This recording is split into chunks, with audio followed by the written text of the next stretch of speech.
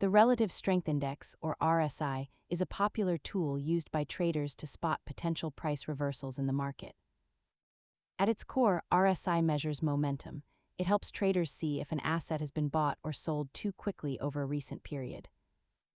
The indicator is displayed on a scale from 0 to 100. It is usually calculated based on the last 14 trading days. Traders look for two main zones. Levels above 70 indicate an asset is overbought, while levels below 30 suggest it is oversold. Most traders get confused by indicators, but understanding the difference between momentum tools like RSI and trend followers is the secret to better entries.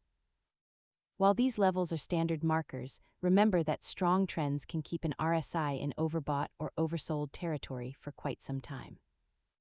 Never rely on a single indicator. Experienced traders use RSI alongside price action and volume to build a complete picture.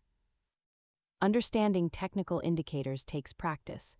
If you found this breakdown helpful, hit that subscribe button for more simple finance explainers.